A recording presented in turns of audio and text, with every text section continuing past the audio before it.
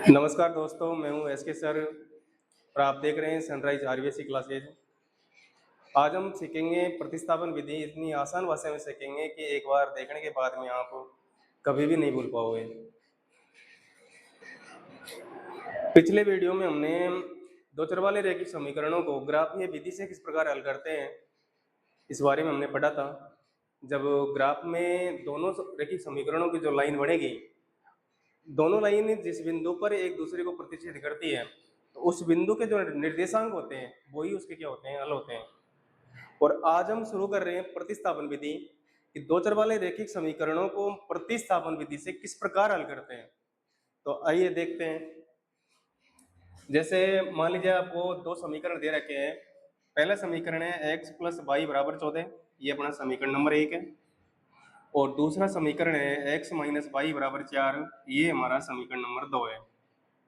अब आपको प्रतिस्थापन विधि में क्या करना है, इन दोनों समीकरणों में से एक समीकरण लेकर एक वैल्यू निकालनी है।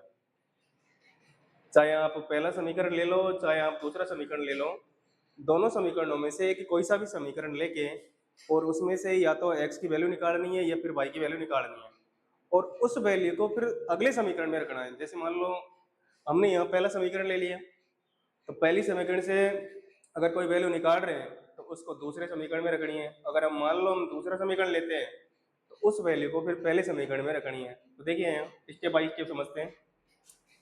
मान लो मैंने यहाँ पहला समीकरण ले लिया, तो लिख देते हैं यहाँ समीकरण 1 से, समीकरण 1 से,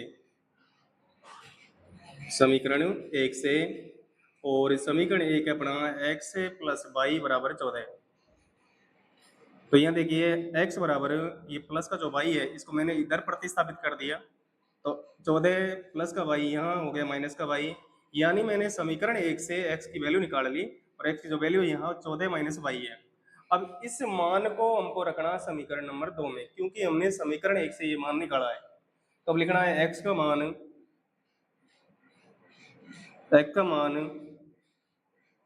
समीकरण 2 में रखने पर, समीकरण 2 में रखने पर, समीकरण 2 में रखने पर, तो समीकरण 2 है हमारा x माइनस वाई बराबर 4।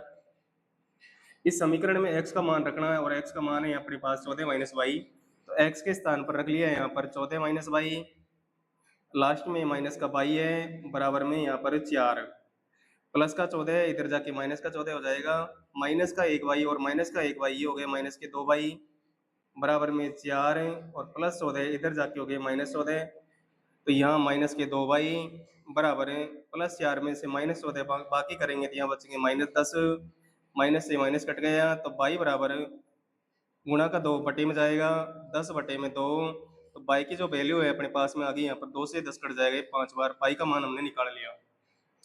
इसके बाद में एक मान हमने निकाल लिया। अब इस मान को चाहे आप समीकरण 1 में रखो, चाहे समीकरण 2 में रखो, चाहे हमने जो वैल्यू निकाली है उस वैल्यू में रखो, वहां से दूसरी वैल्यू आ जाएगी।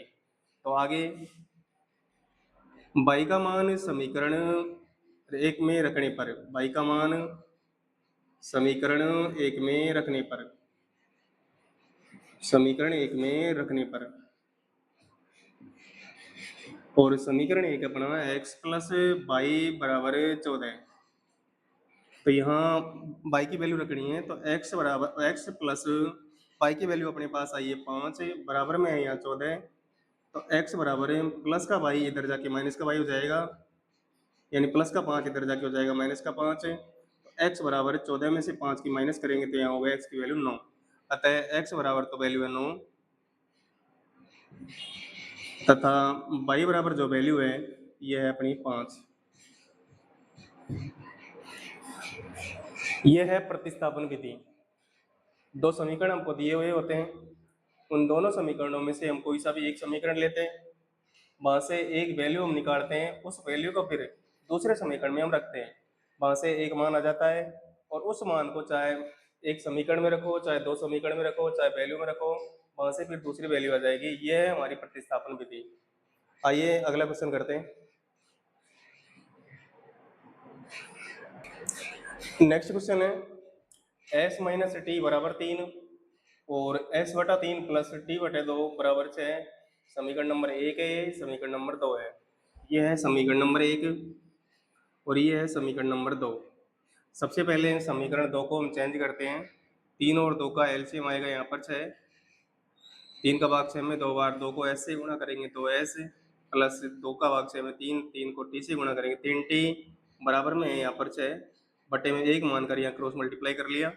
2s प्लस 3t को 1 से गुणा करेंगे तो 2s प्लस 3t बराबर में 6 को 6 से मल्टीप्लाई करेंगे, ये हो गए 36। ये हो गया अपना समीकरण नंबर 3, यानी दूसरे समीकरण को हमने चेंज करके लिख दिया। अब आगे देखिए, एक तो अपना पहला समीकरण है और एक अपना तीसरा समीकरण है। इन दोनों समीकरणों में से आपको एक समीकरण लेना है। जैसे मान लेते हैं मैंने यहाँ पहला समीकरण ले लिया, लिख लिया समीकरण 1 से, समीकरण 1 से, और समीकरण 1 अपना s माइनस टी बराबर 3। यहाँ से एक वैल्यू निकालते हैं तो s बराबर माइनस का टी इधर जाके प्लस का टी हो जाएगा, तो 3 प्लस टी, यानी हमने s की वैल्यू निकाल ली है। s की वैल्यू आई है यहाँ पर 3 प्लस टी। अब इस वैल्यू को अपन को दूसरे समीकरण में या तीसरे समीकरण में रखनी है, तो लिखना है यहाँ पर s का मान समीकरण 3 में रखने पर, s का मान समीकरण 3 में रखने पर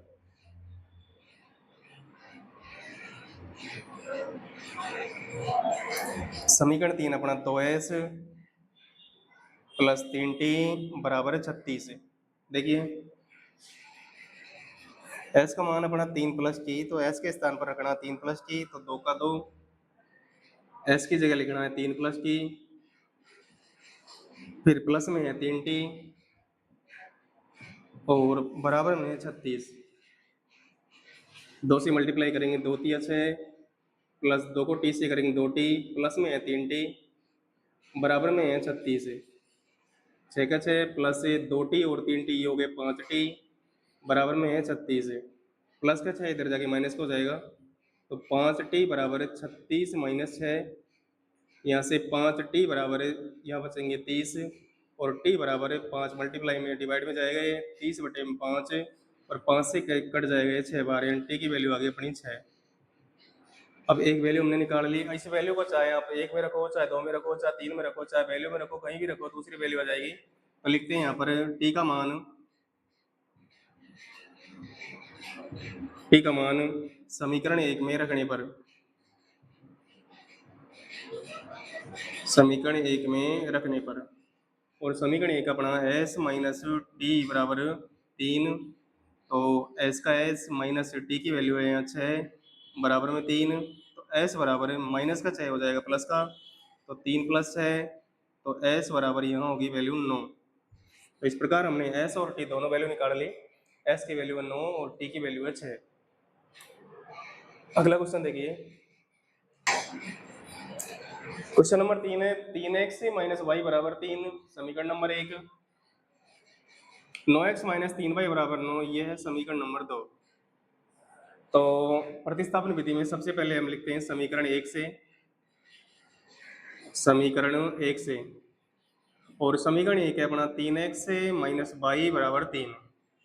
यहाँ से वैल्यू निकालते हैं कि तो 3x बराबर है माइनस का वाई हो जाएगा यहाँ प्लस का वाई, तो 3 प्लस वाई, और x बराबर है 3 गुणा में बटे में जाएगा ये, तो 3 प्लस वाई बटे में 3, यानी x की वैल्यू निकाल ली हमने। x की वैल्यू है 3 प्लस वाई बटा 3।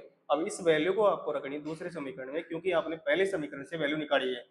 आगे लिखना है x का मान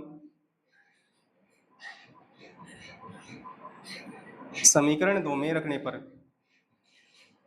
समीकरण 2 में रखने पर, और समीकरण 2 है 9x माइनस 3y बराबर में 9। तो यहाँ पर 9 का 9, x की वैल्यू है 3 प्लस वाई बटा 3, माइनस में है यहाँ 3y और बराबर में है यहाँ पर 9। देखिए 3 से 9 कटेगा 3 पर, 3 को 3 से गुणा करेंगे 3 तिया 9, प्लस 3 को y से गुणा करेंगे 3y, प्लस और माइनस में है यहाँ पर 3y और बराबर में है यहाँ पर 9। तो यहाँ देखिए 9 प्लस 3y और माइनस 3y, 3y में से 3y जाएगा तो यहाँ पर बचेगा प्लस का 0y, ये समझ लो, बराबर में है यहाँ पर 9। तो यहाँ पर हम ये देखिए कि y के किस मान के लिए दोनों तरफ मान बराबर हो जाएंगे। अगर मान लो मैं y के स्थान पर अगर 1 रखता हूँ तो भी 0 है, y के स्थान पर अगर मैं 2 रखता हूँ तो भी 0 है, तब भी दोनों तरफ मान बराबर है। यानी y के प्रत्येक मान के लिए LHS का मान और RHS का मान दोनों तरफ बराबर है। तो यह हम लिख सकते हैं कि यहाँ y के प्रत्येक मान के लिए y के प्रत्येक मान के लिए y के प्रत्येक मान के लिए LHS और RHS दोनों बराबर है। LHS व RHS बराबर है। अतः इस रैखिक समीकरण युग्म के समीकरण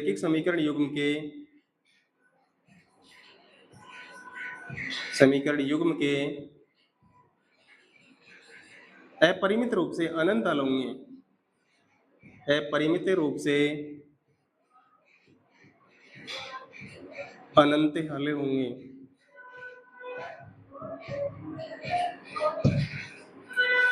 यह है अपना क्वेश्चन नंबर 3। अगला क्वेश्चन है 0.2x प्लस 0.3y बराबर 1.3, 0.4x प्लस 0.5y बराबर 2.3 प्रतिस्थापन विधि से इसको हल करना है।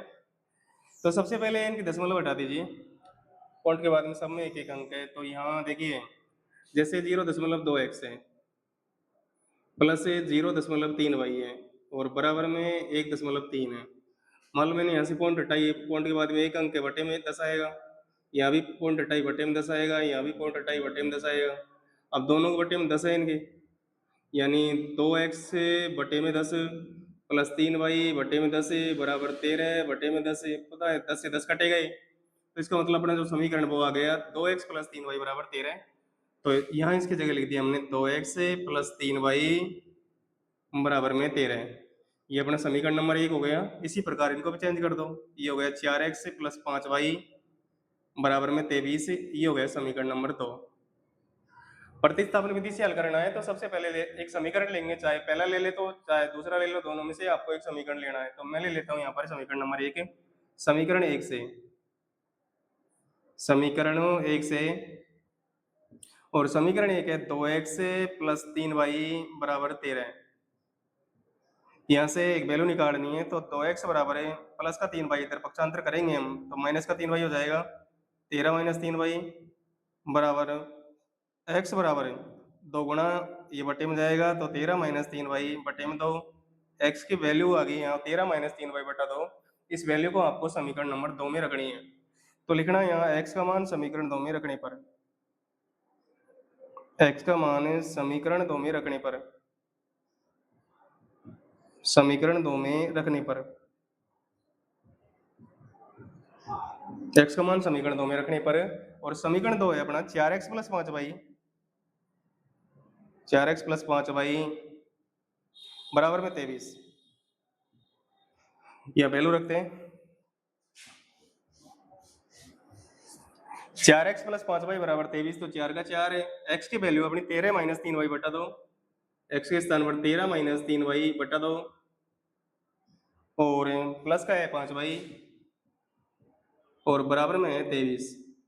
तो यहाँ से देखिए 2 से 4 कट गए, 2 पर 2 को गुणा करते हैं 13 से, 2 13 2 26 माइनस 2 दिया 6y प्लस का है 5y बराबर में है 23। तो यहाँ से प्लस का 26 इधर जाके माइनस का होगा, तो माइनस 6y प्लस 5y बराबर 23 माइनस 26। ये माइनस का 6y प्लस का 5y यहाँ पर बचेगा माइनस का y, 23 माइनस 26 यहाँ बचेगा माइनस का 3, माइनस से माइनस कट गया, तो y की वैल्यू आ गई यहाँ पर 3। y की वैल्यू आ गई। अब y की वैल्यू निकालने के बाद में अब इस वैल्यू को चाहे आप पहले समीकरण में रखो, चाहे दूसरे में रखो, चाहे इस वैल्यू में रख दो, कहीं पर भी रख लो, दूसरा x का मान आ जाएगा। तो लिखते हैं यहाँ पर y का मान यहाँ रख लेते हैं।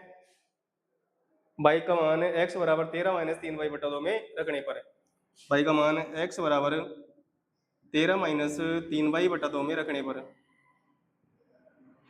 पर तो यहाँ x बराबर 13 माइनस 3 इंटू y का मान 3 है बटे में 2 तो x बराबर 13 माइनस 3 तिया 9 बटे में 2, x बराबर 13 में से 9 माइनस करेंगे तो 4 बटे में 2, 2 से 4 कट जाएगा 2 पर। तो इस प्रकार हमने x और y दोनों वैल्यू निकाल ली। x की वैल्यू 2 है और y की वैल्यू 3 है। आइए शुरू करते हैं नेक्स्ट क्वेश्चन। अगला क्वेश्चन है root 2x plus root 3y बराबर 0 समीकरण नंबर 1 है। Root 3x minus root 8y बराबर 0 समीकरण नंबर 2। प्रतिस्थापन विधि से इसको हल करना है। तो सबसे पहले लेते हैं समीकरण 1, समीकरण 1 से, और समीकरण 1 है root 2x plus root 3y बराबर में 0।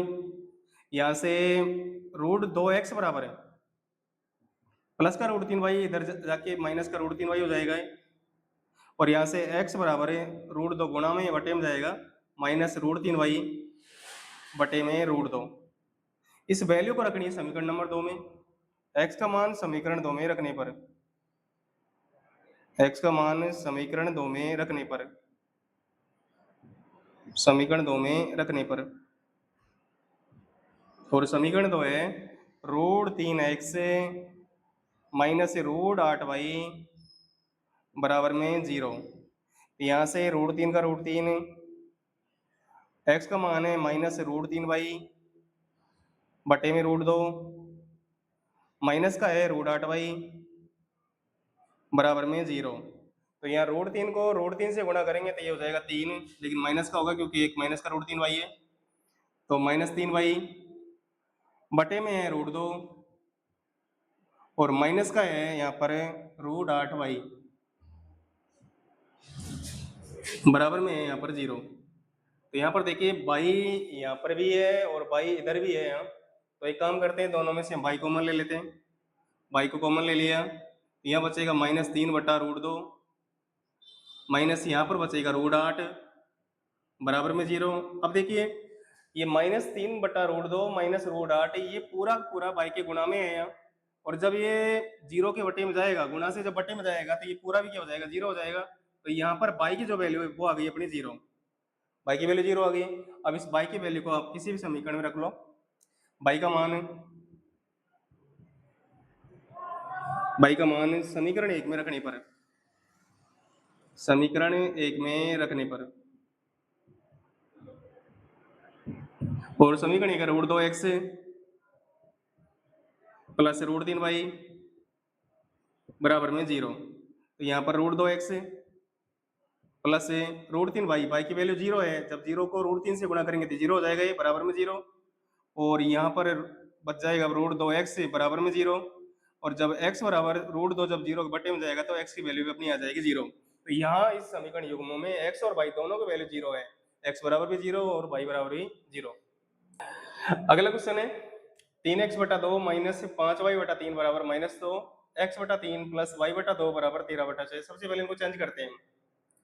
2 और 3 का एलसीएम आएगा 6, 2 का 6 भाग जाएगा 3 बार, 3 तिया 9x माइनस 3 का भाग 2 बार, 2 पंजो 10y बराबर में है यहाँ पर माइनस 2, क्रॉस मल्टीप्लाई करेंगे इनको। 9x माइनस 10y को 1 से गुणा करेंगे तो 9x माइनस 10y बराबर में माइनस 2 को 6 से गुणा करेंगे माइनस 12। ये हो गया अपना समीकरण नंबर 1। इसी प्रकार इनको भी चेंज करेंगे। 3 का और 2 का एलसीएम आएगा 6, 3 का भाग 6 में 2 बार, यहाँ हो गया 2x प्लस 2 तिया 6, यहाँ हो गया 3y बराबर में 13 बटा 6। दोनों के बटे में 6 है, 6 से 6 कट गया, तो अगला समीकरण बन गया अपना 2x प्लस 3y बराबर में 13। ये हो गया अपना समीकरण नंबर 2। आगे प्रतिस्थापन विधि से हल करना है, तो इन दोनों में से आपको एक समीकरण लेना है। तो मैं ले लेता हूँ समीकरण नंबर 1। लिखते हैं यहाँ समीकरण 1 से, समीकरण 1 से, और इस समीकरण 1 अपना 9x माइनस 10y बराबर माइनस 12, 9x माइनस 10y बराबर माइनस 12। यहाँ से 9x बराबर माइनस का 10y इधर प्लस का हो जाएगा, तो माइनस 12 प्लस 10y, और x बराबर गुणा का 9 बटे में जाएगा ये, तो माइनस 12 प्लस 10y बटे में 9। अब इस वैल्यू को हमको रखनी है समीकरण 2 में, क्योंकि ये वैल्यू हमने समीकरण 1 से निकाली है। तो आगे x का मान समीकरण 2 में रखने पर, समीकरण 2 में रखने पर, और समीकरण 2 है 2x प्लस 3y बराबर 13, 2x प्लस 3y बराबर में 13। यहाँ रखते हैं 2 का 2, x का मान है -12 प्लस 10y बटे में 9, प्लस में है 3y बराबर में 13। तो यहाँ कटेगा तो नहीं है, 2 से -12 गुणा करेंगे -24 से, प्लस से 2 को 10y से गुणा करेंगे 20y बटे में है 9, प्लस में है 3y यहाँ बटे में 1 मान लिया, बराबर में है यहाँ 13। 1 का और 9 का एलसीएम आएगा यहाँ पर 9, तो 9 का 9 है तो -24 प्लस 20y ऐसे कैसे आ जाएंगे, और 1 का भाग 9 में 9 बार, 9 को 3 से गुणा करेंगे 9 3 27y बराबर में है यहाँ पर 13। तो यहाँ से माइनस का 24 प्लस का 20 और प्लस का 27 ही हो गया, प्लस का 47y बटे में है यहाँ पर 9 बराबर में है यहाँ 13 बटे में 1 मानकर इनको क्रॉस मल्टीप्लाई कर लिया। -24 प्लस 47y को 1 से गुणा करेंगे तो -24 प्लस 47y बराबर में 13 को 9 से गुणा करेंगे 13 9 17। तो यहाँ से माइनस का 24 इधर जाके हो जाएगा प्लस का 24, तो 47 से 22 बराबर है 117 प्लस 24, तो 47 22 बराबर है, ये दोनों हो गए 141। तो 22 बराबर है 47 से 41 कटेगा यहाँ पर 3 बार, तो 22 की वैल्यू आ गई अपनी 3। आगे 22 का मान रखना, हमको लिखना है यहाँ पर 22 का मान, 22 का मान कहाँ पर रखे, 22 का मान 1 में 2 में या फिर इस वैल्यू में रखे, यहाँ रख लेते हैं। 22 का मान x बराबर है -12 प्लस 10y बटा 9 में रखने पर, 9 में रखने पर, तो x बराबर -12 प्लस 10 इंटू y की वैल्यू 3 है बटे में 9, तो x बराबर -12 प्लस 10 या 30 बटे में 9, तो x बराबर है 30 में से जब 12 की माइनस करेंगे तो यहाँ पर 18 बटे में 9, और x बराबर है 9 से 18 कट जाएगा यहाँ पर 2 पर।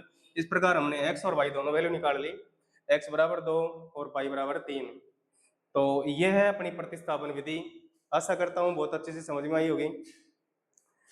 प्रतिस्थापन विधि में जो आपको समीकरण दिए हुए होते हैं, उन दोनों समीकरणों में से हम एक समीकरण लेते हैं और उस समीकरण में से x और y की एक वैल्यू निकाल के उस वैल्यू को दूसरे समीकरण में पुट करते हैं, वहां से फिर एक वैल्यू आती है और उस वैल्यू को हम किसी भी समीकरण में रख के फिर दूसरी वैल्यू निकालते हैं। ये है हमारी प्रतिस्थापन विधि। आज के लिए इतने पर्याप्त। Thank you.